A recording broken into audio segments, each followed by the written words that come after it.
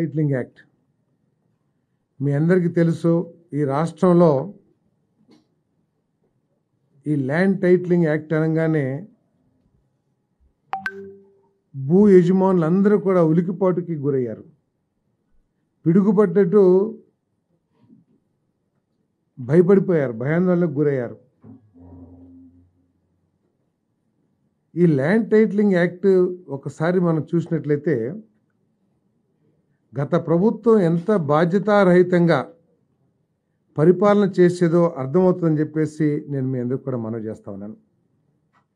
ఎందుకంటే ఈ land titling act యొక్క ఉద్దేశం దేశంలో కానీ రాష్ట్రాల్లో కానీ ఈ భూములకు సంబంధించిన లిటిగేషన్స్ తగ్గించాలనే ఒక లక్ష్యంతో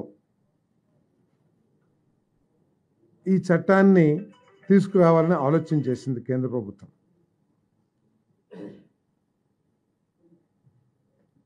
ఈ రాష్ట్రంలో ఆమోదించినప్పుడు ఏం చెప్తున్నారంటే వాళ్ళు కేంద్ర ప్రభుత్వం తీసుకొచ్చిన అంటే బీజేపీ తీసుకొచ్చిన చట్టాన్ని మేము అమలు చేశాము అని చెప్పేసి చెప్తా ఉన్నారు. కానీ కేంద్ర ప్రభుత్వం ప్రతిపాదించిన నీతి ఆయోగ్ ప్రతిపాదించిన చట్టానికి మన రాష్ట్రం ఆమోదించిన చట్టానికి తీవ్ర వైరుధ్యాలు ఉన్నాయని చెప్పేసి మీకు మనవి చేస్తా ఉన్నాను. నేను రిజిస్ట్రేషన్ ఆఫీసర్ అని చెప్పేసి చెప్పారు ఈ చట్టంలో.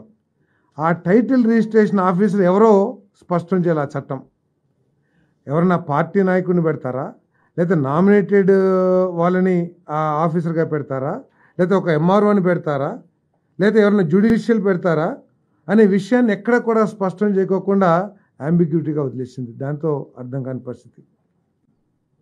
ఏదైనా లిటిగేషన్స్ వస్తే అపిలెంట్ అథారిటీ ఎవరో కూడా స్పష్టం చేయకుండా చట్టం తయారు చేసిందంటే ఎంత బాధ్యతారహితం కూడా ఒకసారి ఆలోచన చేయండి.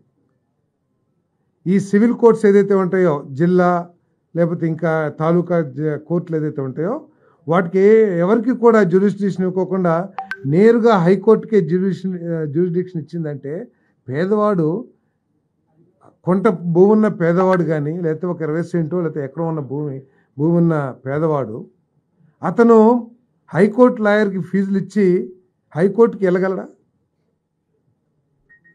అంటే ఏ ఉద్దేశంతో సివిల్ కోర్ట్స్, అది పేరే సివిల్ కోర్ట్స్, సివిల్ మ్యాటర్స్ హైకోర్టుకి వెళ్ళినా కూడా ముందు మీరు సివిల్ కోర్టుకి వెళ్ళండి అని చెప్పేసి ఉత్తర్వులు ఇస్తారు హైకోర్టు కూడా. అటువంటి సివిల్ కోర్ట్స్ని తీసేసేయాల్సిన అవసరం వచ్చిందో కూడా ఇక్కడ అర్థం కాని పరిస్థితి.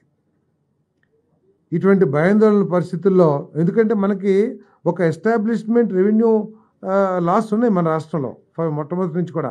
ఏదైనా చిన్న చిన్నవి ఉంటే వాటిని ఎనామలీస్ అన్నీ కూడా మనం తీసేయడానికి ప్రయత్నం చేయొచ్చు. కానీ ఈ విధంగా స్వార్థపూరితంగా దోచేయాలన్న ఆలోచనతో ఒక యాక్ట్ తీసుకురావటం అనేది చాలా బాధాకరం అని చెప్పేసి మనం చేస్తాను.